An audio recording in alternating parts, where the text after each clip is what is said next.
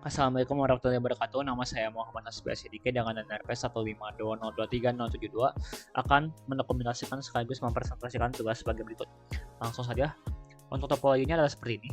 Seperti yang penonton bisa lihat, ini IP address-nya udah di-set di tiap port pada tiap device. Jadi, misalnya untuk PC 1, IP address-nya adalah sekian, dan subnet mask-nya juga ada sekian yang udah ditentuin dari soalnya sendiri.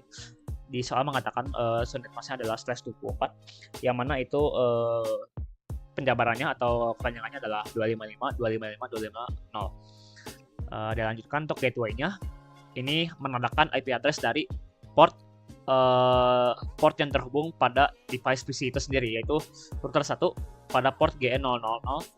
IP address-nya adalah 192.168.1.1. Sama seperti PC 2, gateway-nya juga sama, IP address-nya sama juga, cuma beda di bagian sini aja. Ini menandakan kalau kedua device ini ada di jaringan yang berbeda. Tetapi gateway-nya untuk perumusan atau penentuan gateway-nya sama. Jadi masukkan IP address pada router yang terhubung pada device tersebut, yaitu 21 seperti yang ada di GN003 pada router 4, yaitu 21 juga. Oh ya, tambahan lagi. Kalau saya lihat modul topologinya kan seperti ini. Namun yang saya bikin itu ada seperti ini. Ada tambahan kabel di antara router 2 sama router 3. Itu dikarenakan ketika saya lihat kembali di bawah sini di bagian perintahnya, tepatnya di sysname R2 sama R3, di router 2 router 3 ada perintah bagian ini yang dimana pada interface Gigabit Ethernet 002 yang mana ini terhubung dengan router 3, yaitu punya IP address dengan sekian. Artinya port GN002 itu terhubung dengan router 3, yang artinya pula ada kabel yang terhubung antara R2 sama R3. Oleh karena itu topologinya adalah seperti ini, bukan seperti yang ada di modul. Baik, itu saja untuk informasi tambahannya. Ya, jadi itu saja untuk topologi beserta catatan IP address-nya aja. Sekarang kita masuk ke set IP address pada tiap port pada tiap device. Jangan lupa dinyalakan terlebih dahulu. Jadi ini adalah catatan notepad saya, di mana ini isinya perintah-perintah yang kita bakal masukin ke command atau CLI tiap router. Ini ya untuk membantu dalam presentasi saya aja. Intinya perintah-perintah ini digunain buat buat setting IP address seperti itu. Ya, jadi intinya sys itu adalah untuk masuk ke menu sistem dari device interface. Ya, kita memasuki menu interface Gigabit Ethernet, kita masuk ke interface yang spesifik gitu. Terus masukin IP address-nya aja berapa beserta masking-nya, jangan lupa. Kalau udah tinggal quit, save, habis itu enter dan enter lagi.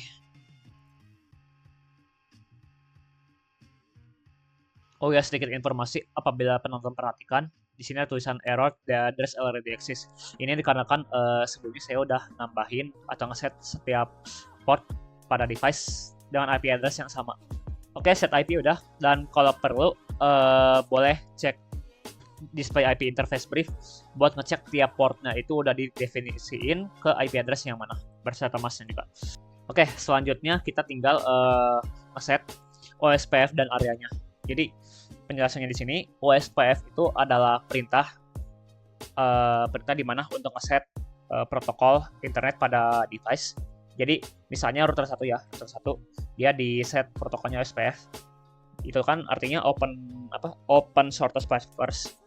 Artinya dia itu bakalan ngebaca di tetangganya R1 seperti PC1, R3 dan R2. Dicek dulu status trafficnya, kayak kabelnya dan device-nya juga dicek dulu. Dan apabila sudah dicek, dia akan dibaca informasinya, lalu dimasukkan ke dalam link state database-nya. Jadi tiap device itu punya database sendiri, dan statusnya itu status dari trafficnya atau status dari jaringannya itu bakal dimasuk ke database tiap device itu sendiri. Udah itu dia akan ngelakuin yang namanya looping. Jadi dia tuh akan ngulangin hal yang sama terus-terusan untuk mengupdate jalurnya gitu untuk mengupdate database-nya. Setelah database-nya udah dimasukin, dia akan masuk ke dalam akan dimasukkan ke dalam routing information base atau routing table-nya. Itu saja ya. Untuk area itu kayak apa ya? Area itu kayak logical group-nya, dan itu bisa diidentifikasi dari area ini. Kayak area 0 berarti ID-nya adalah 0 gitu.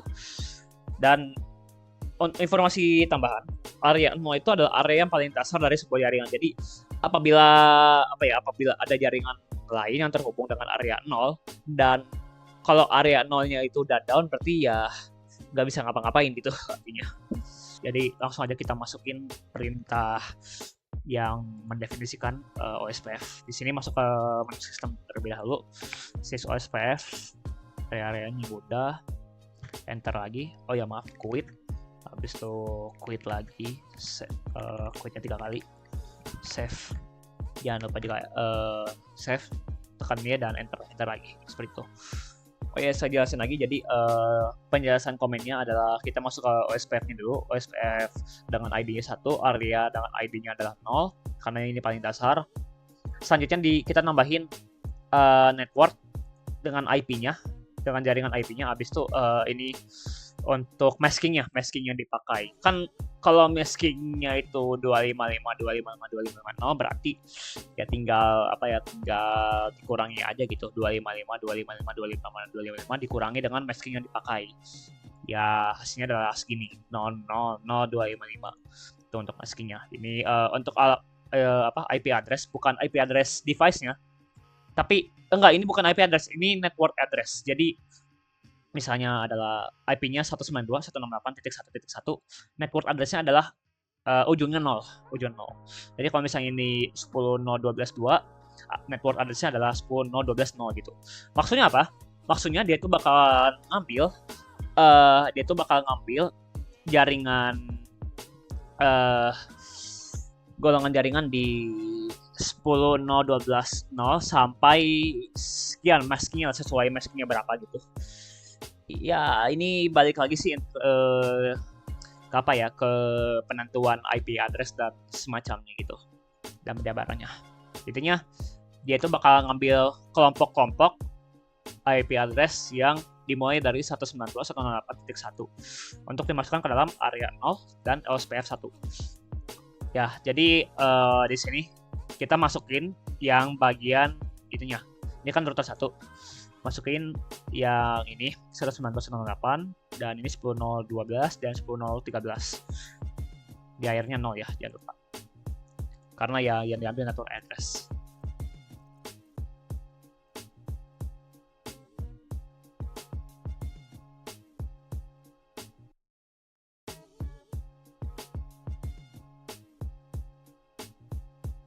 Baik, setiap router udah di set OSPF dan areanya. Terus sekarang kalau kita mau ngecek itu udah terhubung dengan baik atau belum, itu kita bisa menggunakan perintah display OSPF vir. Oke, misalnya saya ini display OSPF vir. Terus kita lihat di sini bagian bagian misalnya dari router ya. Yang terhubung router dengan router itu ada di IP, misalnya dari router 1 IP 10.0.12.1. Kita lihat di sini 10.0.12.1. Tujuannya itu ada di 10.0.12.2. Itu berarti ini. Kita lihat di bagian sini udah sesuai dengan sesuai tujuannya. Dan apabila pengen tahu ini udah bekerja atau belum, kita lihat state-nya di sini. Kalau udah full, berarti ya udah, dia itu udah dikonfigurasi dengan benar. Selanjutnya saya mau lihat 10.0.13.1 di sini 10.0.13.1 dengan ID tujuannya adalah 10.0.13.2. Ya udah, berarti udah selesai untuk untuk router 1, dan kita akan cek lagi di router lainnya. Oh maaf, yang perlu diperhatikan bukan di bagian router ID tapi di address-nya. Kalau ngomongin tujuannya kita lihat di address-nya, bukan di router ID-nya, karena kalau di router ID bakalan beda untuk beberapa kondisi atau konfigurasi. Misalnya di sini ini ada router ID yang bukan sesuai dengan yang ini. Itu aja. Oke, OSPF udah dicek, dan sekarang kalau mau dicek IP routing table-nya juga boleh. Misalnya ya kan kita mau cek gitu jalur komunikasi atau transmisi dari PC1 ke PC2. Kita kita bisa menggunakan perintah display IP routing table. Nih, seperti kalian di sini. Misalnya dari PC 1 yang beralamatkan 192.168.1 sekian ke alamat 192.168.2 sekian. Artinya kita lihat di bagian sini di IP routing table. Sebentar ini kalau belum ada ya. Biasanya kalau belum banyak itu berarti OSPF-nya itu masih dalam proses looping. Karena sesuai yang udah saya jelaskan tadi, ya kan, baca dulu status tanggalnya, masukin ke database, lakukan looping buat update routing atau jalurnya di setiap saat, lalu ditambahin ke routing information base atau yaitu routing table. Oke, coba saya masukkan lagi, harusnya udah update. Nah, yang jadi panjang sekarang, sebelumnya pendek cuma segini, sekarang udah panjang. Itu karena ya tadi harusnya tadi dia ngeproses keempat hal ini dulu, keempat penting dari link state routing protokolnya dulu. Oke, yang perlu kita lihat di sini itu ada di bagian alamat yang dituju, yaitu 192.168.2 sekian. Lebih tepatnya ini network address-nya, karena ya yang ditujukan alamat di atas sekian gitu, 2.0, 2.1 dan seterusnya. Oke. Untuk mencapai alamat ini ternyata dari router 1 bisa dilanjutkan ke alamat 10.0.12.2 atau enggak 10.0.13.2. Seperti kayak di sini, R1 bisa kedua arah, ke atas atau enggak ke bawah. Kalau ke atas itu 10.0.12.2 sama ke bawah itu 10.13.2. Oke, saya mau cek router 4 ke arah kiri, berarti yang harus saya cari itu ke alamat 192.168.1.0. Kita lihat ada dua arah, 10.0.241 dan 10.341. Ya, sudah sesuai. Oke, sekarang saya tes ping dari PC 1 ke PC 2. Komen ping 192.168.2. Kita lihat ada komunikasi. Oke, sekarang saya mau tes untuk OSPF-nya apakah bekerja atau enggak. Caranya itu adalah kita mematikan salah satu jalur dan kita lihat lagi kita lihat IP routing table-nya. Kita lihat seharusnya tuh cuma ada satu sekarang. Dari kiri ke kanan berarti cuma ada 10.13.2. Iya, cuma ada satu. Kita lihat yang dari R4 sekarang juga itu kalau ke kiri juga harusnya cuma ada satu. Ke ini dia, SIP 10.0.341 ke arah bawah berarti. Oke, tapi kalau ping bisa nggak? Kita coba ping kalau nggak usah ini. Nanti bisa. Oke.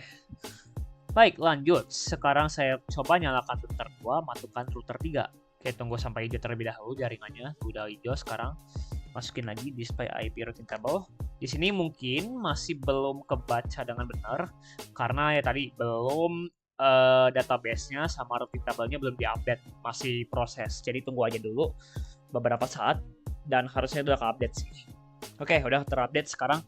Ya, jalurnya sekarang ke atas kembali, tapi cuma ada satu sekarang. Kita lihat di router 4 display IP routing table ke atas. Itu harus ke atas juga ya, 20. Enggak, itu ke 10 ya, 10 ke kiri atas. Ya, 10.0.21. Ya, sudah. Tapi kalau kita ping apakah masih bisa? Tunggu. Nah, baru bisa. Siap. Ya, itu saja dari saya. Terima kasih sudah menonton. Mohon maaf apabila ada kesalahan dan kekurangannya. Sekali lagi terima kasih. Wassalamualaikum warahmatullahi wabarakatuh.